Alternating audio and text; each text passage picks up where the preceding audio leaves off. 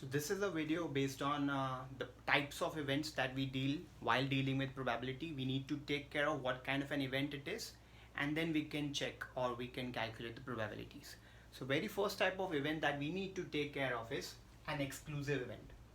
An exclusive event is an event which cannot occur. There are two events. This cannot occur at the same time. So suppose I call, what is the probability of getting a day tomorrow? That's 1. It's a very sure event. But what is the probability of getting a day and a night at the same time? It's not possible. You cannot have a day and a night together. What is the probability of getting a head and a tail on the same toss? This is also not possible. So getting a head and a tail with one toss at the time is not possible.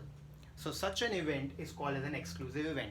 So all the possibilities in a given situation, say if I give you head and a tail, they both cannot occur together. If I roll one single dice, can I get a 4 and a 6 together? It's not possible. So all those individual events that are available in the set cannot occur in the same situation or cannot occur simultaneously. These all qualify to be an exclusive events.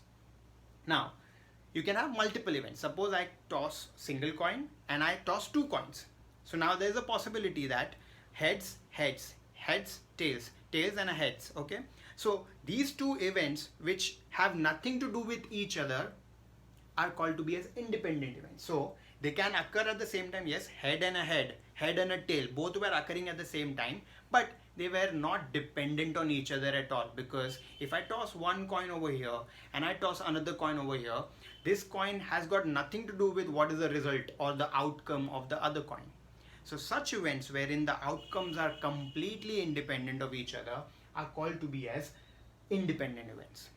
Now, there's also a possibility wherein the events would be dependent events. So what are such events wherein the dependency is created? So suppose I give you a bag wherein we have got 5 white balls and 5 red balls. Okay, so if I tell you to draw one ball at random and you got one ball out, and I told you to keep this ball outside there somewhere, it's not getting in again. So what was the probability of getting a white ball? It was 5 out of 10. Okay, so suppose we have got a white ball out. Now it's gone. So how many white balls are left inside now? There are only 4. And how many red balls? 5. But what are the total number of balls left? Now this is 9. So don't you think this is completely dependent on what went out?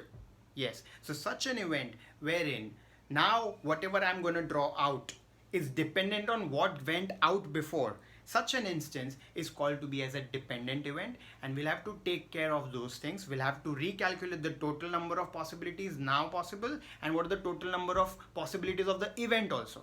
And such a situation is called as a dependent event, and we'll have to calculate it very carefully.